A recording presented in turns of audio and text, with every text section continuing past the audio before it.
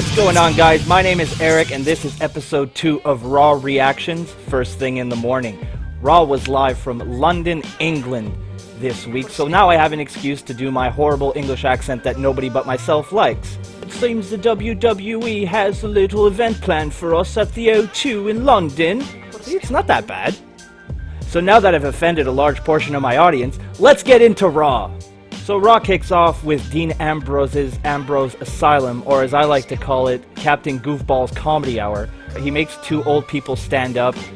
I don't know who they were. He then announces that Shane McMahon will be once again running Raw. They show a clip of Shane jumping off the Hell in a Cell, and Ambrose asks Shane what was on the agenda for tonight. Now Shane says that it's all about us, the fans, and that we've deserved better than what we've been getting for the past couple weeks, the last 2 weeks not included. Just as that happens, Kevin Owens' music hits, and once again, he is pissed! KO comes out and he says he's tired of the same old crap. A McMahon in power who has a vendetta with the #1 superstar on the roster, that of course being Kevin Owens. Shane says he doesn't have a vendetta. Liar!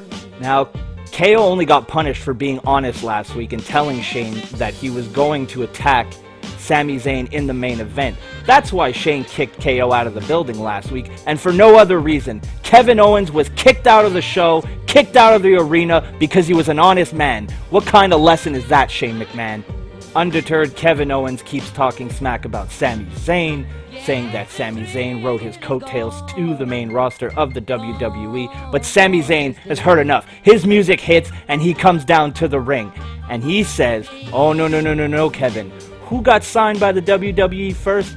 I did. Sami Zayn got signed first." And Sami claims that Kevin Owens would never have made it to the WWE without him. Now at this point, Jericho comes out. Now, I don't see why they didn't just play the Raw theme and have the entire roster come out. It would have saved a lot more time, but I digress. So Jericho comes out and he agrees with KO. Smart guy. And he says that Shane is drunk with power, and that Jericho is the best in the world at what he does, and he's pissed about losing the highlight reel. And Ambrose is worried about his plant.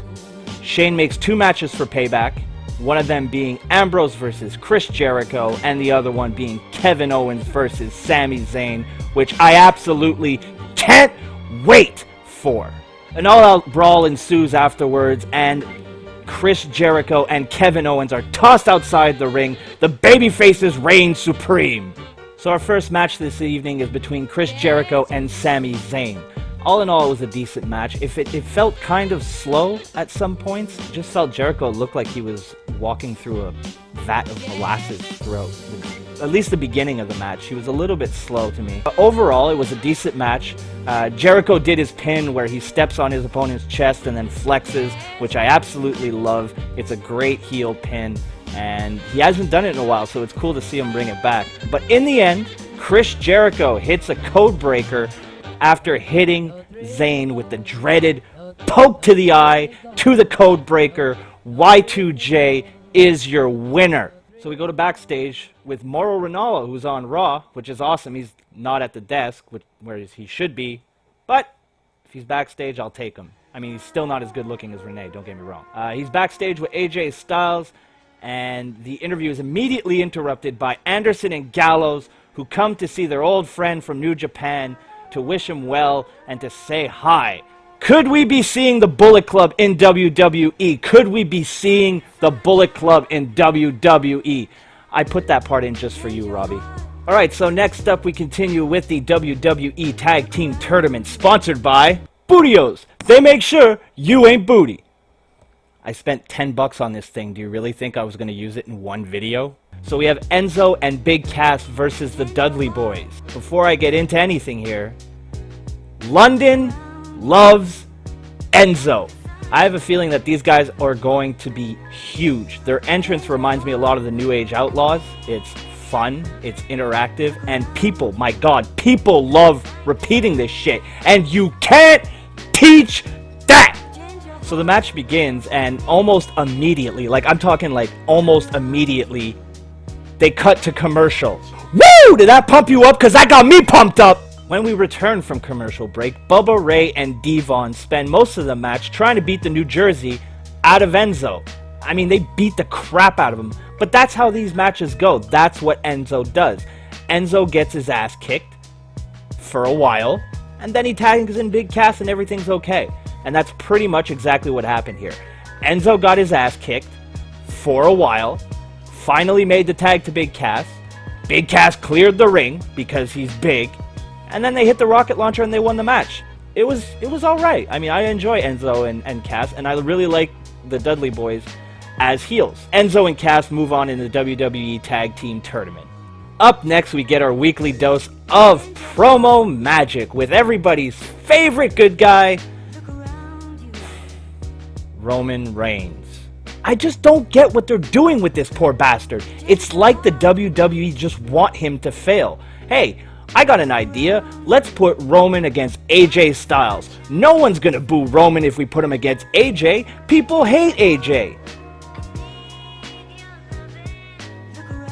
Except for the simple fact that they don't. They don't hate AJ. They love AJ. It doesn't make sense to me. You have Roman, who you obviously want to get over as a babyface, your top babyface, your next John Cena. And what do? You constantly put him in positions to get booed. It doesn't make any sense. I'm so upset right now. My head is going to explode. Sorry. I got a little overexcited there, but I'm back. I found my zen. I'm back. Roman talks, people boo. AJ talks, people chant. They chant, yes, they're happy, they love AJ. Roman goes on to say that after Payback, he's still going to be the champion, and that people are going to respect him. Yeah, okay, Roman. Let me know how that goes for you. Then from out of absolutely nowhere, Anderson and Gallows come to the ring and kick Roman right in his pretty boy face. It was wonderful. Gallows just held him up, and Anderson kicked him right in the mush. It was actually pretty good, and it was a nice surprise, and it got me to scream, Bullet Club! Bullet Club! Bullet Club! That's for you too, Robbie. Backstage now, we see Roman Reigns, and he does not look happy. AJ Styles finally catches up with him, tells him he had no idea that the Bullet Club, not the Bullet Club, was going to get involved in the segment.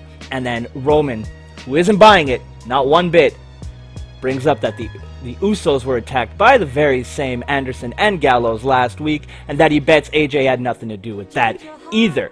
AJ says of course he didn't, but Roman's not buying it. Alright, so Fandango is in the ring, which means tonight somebody's getting an easy win. And who's getting that easy win? My boy, Baron Corbin. Now, he absolutely destroys Fandango.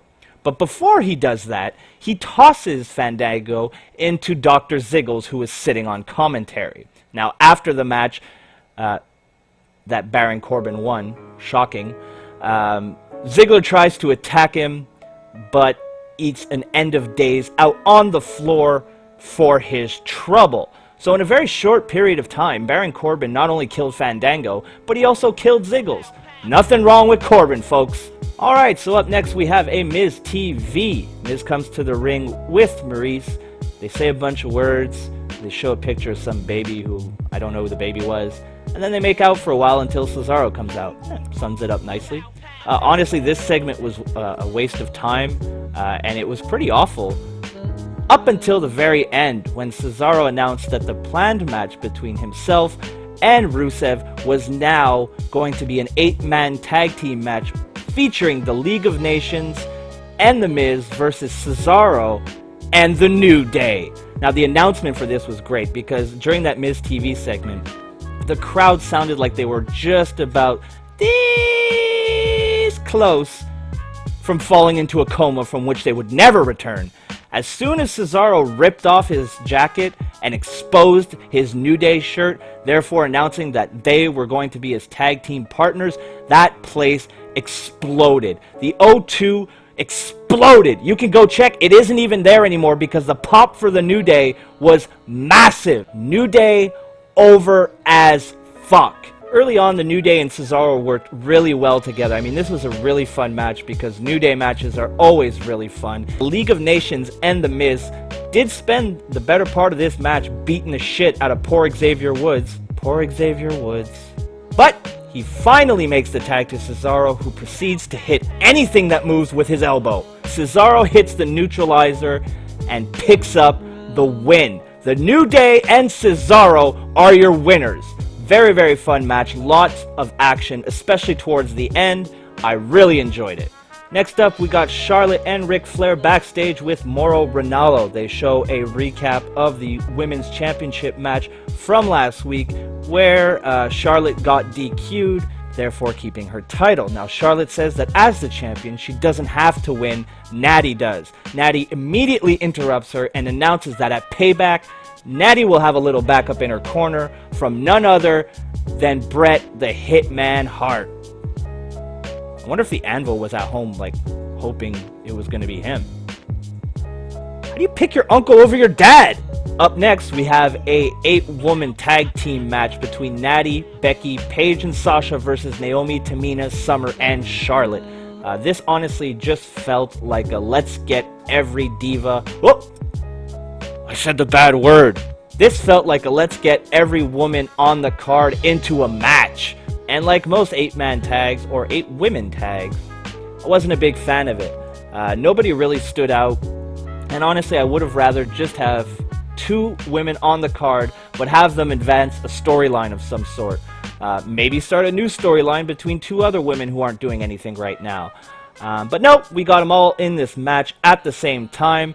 And no one really shined. So, awesome booking. But I will give credit where credit is due.